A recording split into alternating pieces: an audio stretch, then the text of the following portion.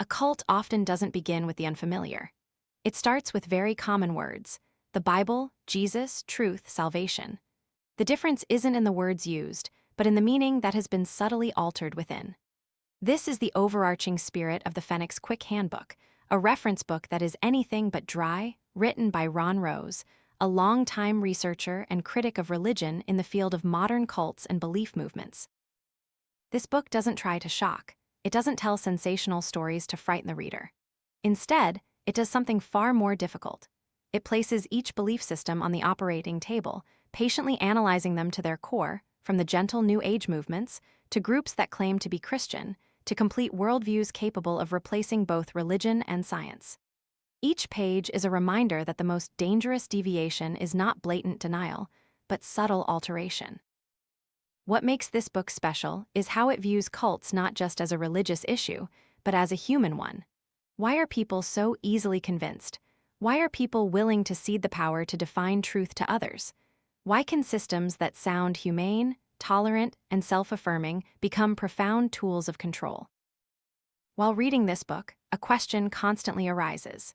If a belief uses the same familiar language, the same familiar symbols, the same familiar promises, but leads people to a completely different understanding of God, of Jesus, of salvation, then what boundary helps distinguish between faith and delusion?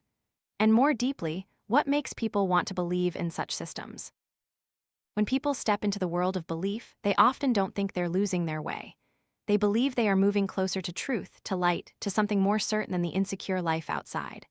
A cult doesn't open its doors with the bizarre, but with very familiar questions.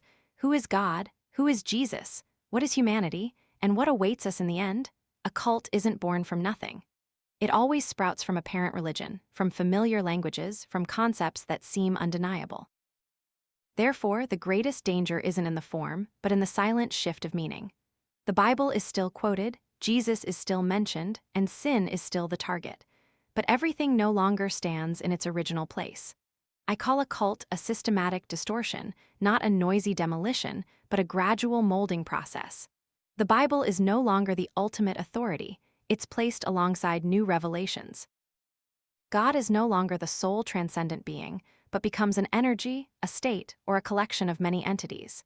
Jesus is no longer unique. He is demoted to a master, an incarnation, or worse, a human being on the path of evolution just like all of us. And when Jesus is pulled down, humanity is immediately elevated. A common thread in cults is the belief that humans possess a divine nature. They just need to be awakened. Salvation, therefore, is no longer grace but a process not granted, but achieved through self-effort. The more one evolves, the more enlightened one becomes, the more worthy one is. This is where the spiritual burden begins to appear. If you haven't been saved, the fault isn't in the doctrine, but in yourself. From this foundation, the first stories begin to unfold. There are movements that don't wear the cloak of the church, don't build cathedrals, but look up to the sky. UFOs are not entertainment, but a promise of salvation. There are those who believe that cosmic masters are watching humanity, that Jesus didn't die and resurrect in a historical sense, but continues to exist on higher planes, even on other planets in this system. Jesus is just one of many evolving masters. He didn't come to atone for sins, but to impart cosmic knowledge. When salvation is understood as spiritual evolution, humanity's wars, suffering, and crises are no longer consequences of sin, but signs of immaturity. Earth is seen as a classroom, humans as slow learners. And if the world collapses, the fault isn't in a fall, but in our not learning fast enough. Leaving behind skies full of spacecraft and extraterrestrial entities, we enter a more subtle space where philosophy, art, and education merge with spirituality. Here, there's no need to deny Jesus, only to redefine him. Christ is no longer the one who came to save, but a cosmic impulse. There's no need for physical resurrection, only to permeate an invisible etheric earth. The second coming is not a historical event, but the moment humans become refined enough to feel Christ within themselves. This is where a cult becomes intellectual, beautiful, and most difficult to recognize. It doesn't demand blind faith, but encourages you to delve deep within, awaken metaphysical senses, and read cosmic records supposedly storing all of humanity's history. The past needs no proof, only someone capable of reading it. And when knowledge becomes the privilege of a few, spiritual power is formed without violence. Throughout this journey, a paradox becomes increasingly clear. The more one talks about light, the more one avoids the darkness of sin. The more one extols enlightenment, the further one moves from moral responsibility. A cult doesn't begin with the intention to deceive. It begins with the desire to control uncertainty. People want to know where they are on the cosmic map, and a cult is ready to draw that map, provided you accept their definitions of everything. The lingering questions don't disappear. They silently lead the listener deeper into a realm where esoteric knowledge begins to replace truth, where power no longer comes from material strength, but from the ability to claim access to a higher truth. When people accept that there are invisible realities only a few can decipher, they simultaneously grant the power to interpret their lives to those voices. Cults operate through new revelations, and new revelations always require intermediaries. From that moment, faith is no longer directly linked to God, but passes through channels considered select. Some claim to hear messages from ascended masters. Others claim to transcribe teachings from an anonymous entity beyond time. The commonality isn't in the content, but in the structure. The Bible is placed on par with or superseded because it's deemed old, incomplete, or not keeping pace with humanity's evolution. Here, Jesus is not eliminated. He is retained as a convenient symbol. Jesus becomes a vehicle, a body once used by a higher entity to manifest itself. This may sound reverent, but it actually strips away the most essential core. If Jesus is merely a channel, he is no longer the center. Salvation is also no longer tied to the cross, but to humanity's ability to prepare itself to attract Christ back.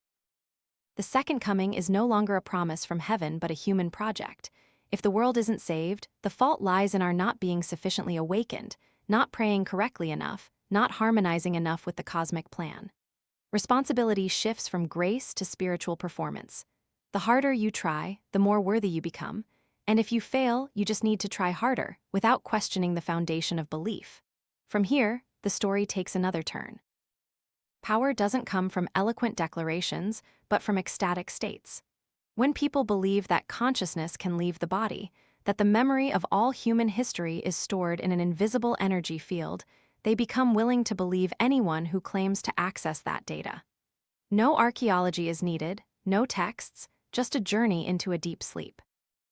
Jesus is pulled into the cycle of reincarnation, no longer a being from outside history, but a soul like any other, who must repay karma, learn, and evolve through many lifetimes. He is simultaneously the first to err and the one who perfected himself after dozens of reincarnations. Salvation in this picture is not being saved, but saving oneself over an indefinite period. When the cross loses its meaning of atonement, it becomes merely a symbol. Resurrection is not a physical event but a rearrangement of energy. Heaven and hell transform into states of mind. Sin is no longer a moral problem but incorrect perception. If humans suffer, it's not because they fell, but because they forgot who they are. From these complex systems, we return to a more familiar, gentler, but equally dangerous form. When the universe is believed to control destiny, people begin to read their lives through the movement of planets. No cult is needed, no leader, just a map of the sky. Insecurity is eased by the promise that everything follows a pattern. Astrology doesn't deny God, but renders God unnecessary if destiny is already shaped by birth charts and planetary alignments. Moral responsibility blurs. Wrong decisions can be blamed on bad luck. Weak choices can be excused by the position of Mars or Venus. Salvation in this world is about correctly understanding the universe's influence to live more harmoniously, not about changing human nature. When these pieces are put together, a common thread gradually emerges. Cults don't immediately shatter belief.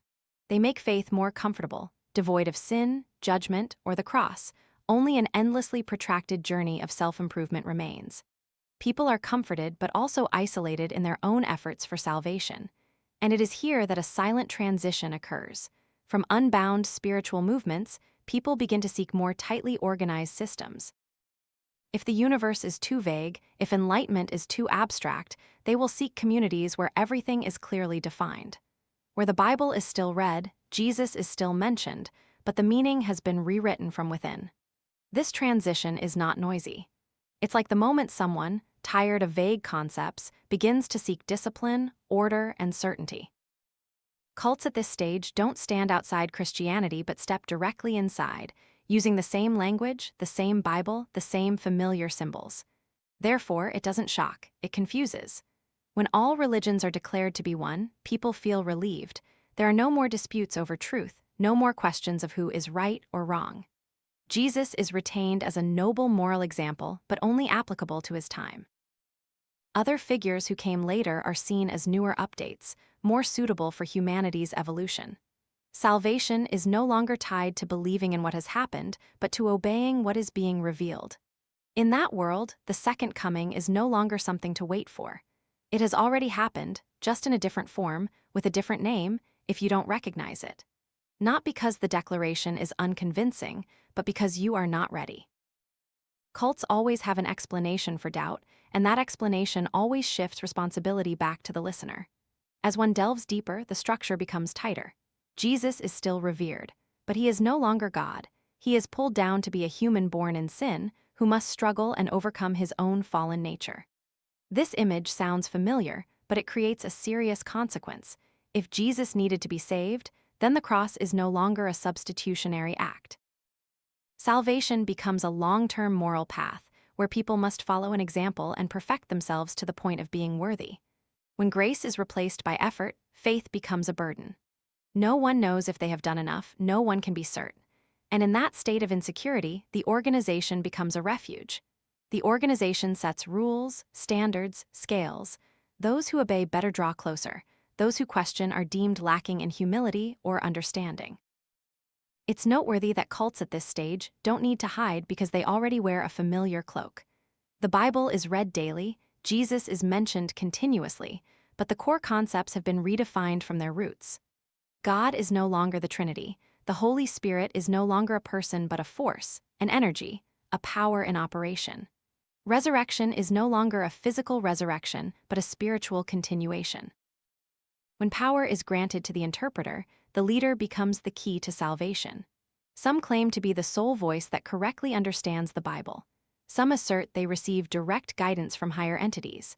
Some build an entire system of doctrine around the ability to soul travel, hear cosmic sounds, or connect with other planes of existence.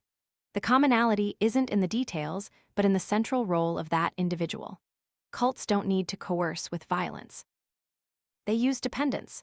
When the entire meaning of your life, your salvation, and your eternal future are tightly bound to an organization or a person, leaving becomes too costly. Losing the community means losing truth.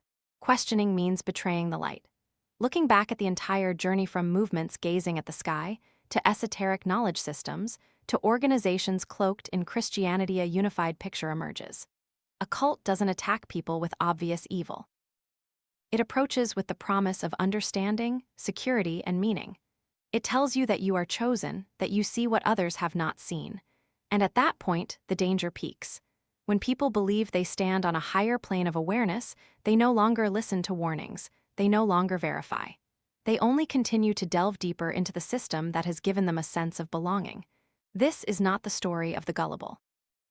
This is the story of those who yearn for truth, but have given the power to define truth to the wrong place.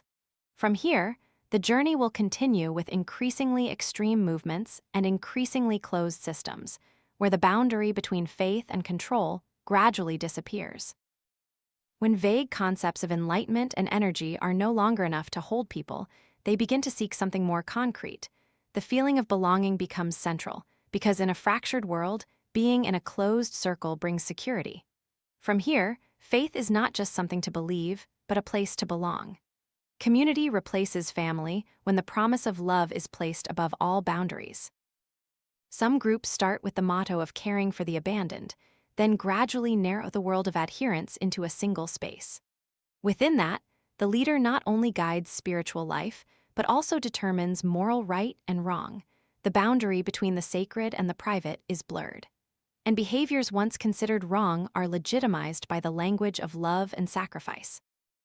When faith is mixed with emotional dependence, leaving is not just abandoning doctrine, but losing family, identity, and the meaning of life. From these closed communities, the story slides in another direction but still shares a common axis. personal experience replaces truth. There are those who abandon modern society, adopt strict disciplines, chant day after day, believing that the material world is merely an illusion. Salvation does not come from grace, but from exhausting karma through devotion. The supreme deity is no longer a transcendent being, but the center of a ritual system. Other religious figures are mentioned as masters of the same level, each representing only one path among many. When all paths are valid, singular truth has no place. Retreat from secular life brings a sense of purity, but it also implies an unspoken condition. Those who remain are progressing, those who leave are being pulled down by the world. In this logic, ritual is no longer an expression of faith but a measure of human worth. Then another step is taken, bolder and more dangerous. People don't just seek light, they begin to declare themselves to be the light. There are movements that assert that human words possess creative power, that simply speaking correctly will change reality. New revelations are placed above all old texts because they are believed to come directly from ascended masters. The Bible, if still mentioned, serves only as an illustration. Here, language becomes a tool of power. When a person repeatedly states that they possess a divine nature, they are not just reassuring themselves, but constructing a hierarchical system. Those who understand this language are enlightened. Those who doubt are not sufficiently advanced. Salvation is no longer something granted, but a self-validation. And when each individual believes they're co-creating reality, there is no longer room for verification or correction. These pieces connect very naturally, from closed communities to ritualistic discipline, then to the affirmation of inherent power. All revolve around a single axis, humanity as the center of salvation. God gradually recedes or dissolves into an abstract concept. Jesus, if he appears, is merely an example to follow, not a being outside humanity to save humanity. The commonality isn't in the form but in the rhythm of the transmission. Each step addresses a fear. Fear of abandonment finds community, fear of meaninglessness finds ritual, fear of powerlessness finds the power of words. And precisely because they address fears, these systems become persuasive. Faith has transformed into identity, and identity is not easily questioned. From here, people are ready to go further, entering larger, more tightly structured systems, where belief is not just felt but managed, measured, and protected by a system. When faith has become identity, people no longer seek emotions. They seek systems, because emotions are fragile while systems are stable. Managed, measured, and protected belief provides a new sense of security, a security that comes from order, discipline, and the certainty of being on the right side. The system replacing individual faith begins by centralizing truth. Not everyone has the right to interpret, not everyone understands correctly. There is an interpretive center, a mechanism that determines what is right and what is wrong. The Bible is still read, but no longer directly. It passes through publications, guides, and standardized sermons. Truth is no longer discovered, but distributed. In this structure, salvation is not a personal relationship with God, but loyalty to the organization, loyalty to the rhythm of life, loyalty to propagating the message. The fear of exclusion becomes the strongest motivator, because when cut off from the community, people don't just lose friends, but also lose their future prospects. Heaven becomes distant, while isolation is immediate. Parallel to this disciplinary system, another depth opens. The Bible is read as a code. The text no longer carries obvious meaning, but becomes a gateway to esoteric layers. Only those who are trained and initiated can reach the true meaning. Here, the goal is no longer obedience but experience. People don't wait for revelation from God. They seek to directly access divine power, ancient symbols, mystical diagrams, and emanating layers of light, arranged into a system that explains the entire universe. In this world, God is no longer a being to dialogue with, but a structure for humans to ascend. The deeper one understands, the closer one gets. Salvation becomes knowledge, and knowledge is not for the masses. From the esoteric, the story steps into a broader social space. When all religions are blurred to stand together, people no longer debate truth but speak of universal ethics. Living well becomes the highest measure. Rituals are retained not for worship but to create a sense of chosenness. Unity is achieved by eliminating singular claims. No one says, "This is the only path," because that would cause division. In this model, Jesus is respected as a great moral teacher, but nothing more. He stands alongside other figures, sharing the stage of history. Salvation is not being saved from sin, but becoming a better person in society. When salvation is replaced by morality, the need to confront sin disappears. Placing these systems side by side, a common logic gradually emerges. When truth is fragmented, power is redistributed. Whoever holds the power to interpret holds the power to lead. Whoever controls the community controls the spiritual future of its adherents. Cults at this stage don't need intense emotions, miracles, or sensational revelations. They operate through processes, habits, and the fear of losing their place. People have grown accustomed to truth being managed. They will accept larger, bolder worldviews. Not only is religion rewritten, but history, identity, and the destiny of an entire community are also reestablished from here. Faith no longer stops at individual spiritual life, but extends to politics, pseudoscience, and humanity's future prospects. Faith has grown accustomed to being managed and directed. People are willing to accept an even bolder step. The worldview is completely reestablished. Not only are questions about God or salvation rewritten, but human history, identity, and future are also laid on the operating table. Religion begins to merge with social identity and power. Some communities reinterpret their own origins, placing themselves at the center of a larger plan, where salvation is not just a personal matter but a collective destiny. The Bible is doubted, severed from absolute authority, and reread through the lens of distorted history. In this picture, salvation is tied to social roles, to the restoration of honor, to the promise of a new order where that community will be elevated. Simultaneously, all boundaries between religions gradually melt away. God is no longer a person to dialogue with but an overarching principle.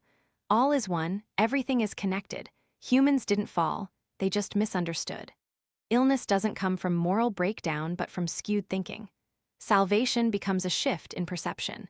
And when perception is seen as the root of all problems, moral responsibility is dissolved into psychology and energy work. In that world, prayer is no longer an upward plea but a technique. Visualize correctly, and reality will change. Speak correctly, and the universe will respond. People don't wait for external intervention. They believe they can self-restructure their lives through thought. This is the point where belief becomes invisible yet deeply ingrained. There are no rigid dogmas, no clear barriers, only the feeling that everything is within reach if you learn the right method. From these open currents, the story takes a seemingly very different direction, but in reality shares the same logic. Ritual replaces relationship, and life outcomes become the measure of spirituality. There are communities that believe merely repeating a mantra the correct number of times, in the correct way, will bring blessings. Success, health, family harmony are seen as signs of spiritual progress. When results become proof, failure also becomes an unspoken accusation. Then all boundaries are pushed to their final limit. When pseudoscience, UFOs, and esotericism merge into one, the history of creation is rewritten as an experiment. Humans are no longer created but manufactured. Major religious figures are demoted to trained messengers, sent at different periods of history. Jesus is not directly attacked. He is placed in a sequence, losing his central position without needing to be denied. In that picture, the future is not in God's hands, but in the hands of advanced beings waiting to be received. Salvation is no longer reconciliation between humanity and the Creator, but the survival of a species from a self-inflicted disaster. Faith is transformed into systematic science fiction, and that fiction is presented in scientific language to increase its persuasiveness. Even groups that cling tightly to the Bible are not outside this trajectory. God is reduced. No longer three persons, but one entity manifesting in many roles. Jesus becomes the sole name, encompassing all manifestations. Salvation is tied to strict conditions, steps must be completed precisely. In that model, there is no room for the rest of grace, only the anxiety of whether one has done enough. Placing all these pieces side by side, the final picture of this section emerges very clearly. A cult doesn't just change belief, it reestablishes how people understand reality. History is rewritten, science is co-opted, religion is diluted, the future is pre-drawn. And in that worldview, humans are simultaneously elevated to the center and tightly bound to a system that allows no turning back. And when all external barriers have sequentially collapsed, people return to what seems like the safest place, themselves.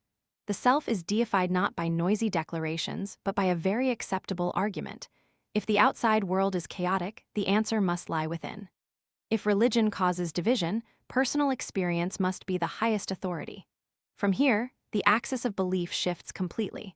The mind is seen as a creative force, no longer a tool for thinking, but the source of reality. Words not only express but create. Belief not only guides action but shapes outcomes. God, in this understanding, is no longer a transcendent being for humans to dialogue with, but an operating principle pervading every thought. Salvation, therefore, no longer means being saved from something but optimizing life, living healthier, more successfully, more harmoniously. Salvation is measured by effectiveness. When people are encouraged to believe that all limitations stem from mere deviation, something subtle happens.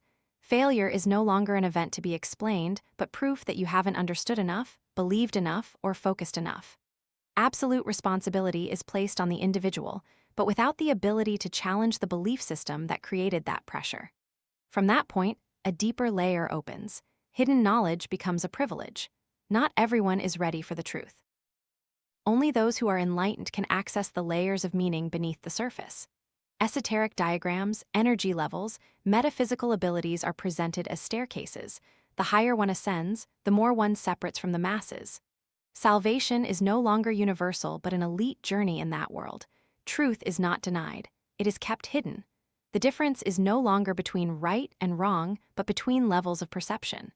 Those who don't see are not advanced enough. When knowledge becomes a sign of stratification, humility disappears without anyone realizing it. Then an antithesis emerges, not to conceal, but to completely reverse. The ego is openly placed on the throne. Instead of talking about light, people talk about instinct. Instead of sacrifice, they talk about personal power. There's no need to deny God, only to push him out of the center. Satan, in this understanding, is no longer an opposing metaphysical figure, but a symbol of absolute autonomy. I am my own law, I am the ultimate reference point. The danger lies not in rebellion but in the consistency of the argument. If there is no standard above humanity, then all limitations are impositions. Morality becomes a personal choice, and if it's still mentioned, it's merely as liberation from all constraints. Parallel to this extremism, another path continues to develop, smoother and less shocking. Inner experience replaces all external authority. No dogma is needed, no texts, just deep enough meditation to self-verify. Truth is no longer something to believe but something to feel. And if you have felt it, no one has the right to question it. From meditation, the boundaries continue to expand. Communication with the invisible realm becomes a source of revelation. The souls of the dead are no longer something to be wary of but a storehouse of knowledge. Past, present, future are connected through intermediaries, advice, guidance. Even doctrines are taken from unverifiable voices. But in this logic, verification is no longer necessary because personal experience has been placed in the supreme position. When these pieces are placed side by side, an ideological axis emerges very clearly. No one stands above humanity, and therefore humanity crowns itself as the ultimate authority. From creating reality through thought to ascending secret knowledge, to venerating instinct, then to self-verification and channeling. All paths converge at one point, the ego. This is not a sudden collapse of faith. This is a subtle process where humans gradually withdraw all power from what is outside themselves to gather it within. And when there is nothing to refer to, nothing to dialogue with, nothing to debate, faith doesn't disappear. It shrinks to reside entirely within the inviolable self. When the self has been placed at the center, the outside world cannot stand still. It must be reordered to reflect the new order. The universe becomes an operating system, no longer a mystery to be contemplated, but a structure to understand, to use, to pass through. Scriptures are no longer read in their direct meaning, because the direct meaning is considered too crude, too low, too much for the masses. Instead, there are hidden layers of meaning, symbols believed to be keys to unlocking invisible realms. Heaven and hell are no longer moral warnings, but spaces that can be observed, described, even traveled through with human consciousness. Thanks to continuous visions, humans are empowered to recount the structure of the spiritual world as if it were a measured map. When personal experience is elevated into a system, personal stories become doctrine without needing verification. From that logic, a larger picture is constructed. The soul does not stand still. It evolves through many layers, many lifetimes, many levels of awareness. Metaphysical masters appear as guides, standing outside human history but intervening in it. Knowledge is no longer something to learn but something to be transmitted. Salvation is not a moment of being saved but an endless process of ascent. Those on higher levels understand more. Those who understand more are more worthy. In that worldview, there is no end point, no completion, only process. And when there is no end point, humans can never rest. Salvation is transformed into an infinite climb, where each step promises more power, but also carries the fear of falling behind. Then a subtle turning point emerges. Religion is packaged as technique. No clear faith is needed, no confession, just the correct practice of a method. A sound is privately given, a ritual kept secret, a process repeated regularly. Practitioners are promised peace, focus, stress reduction. Therapeutic language covers the religious roots. Salvation is presented as a psychophysiological effect that can be measured, controlled, and trained. In this model, the question of right and wrong becomes irrelevant. If the method feels good, it's considered right. If positive results appear, the origin is no longer important. Religion is hidden under a neutral guise, safe enough to enter schools, businesses, modern life.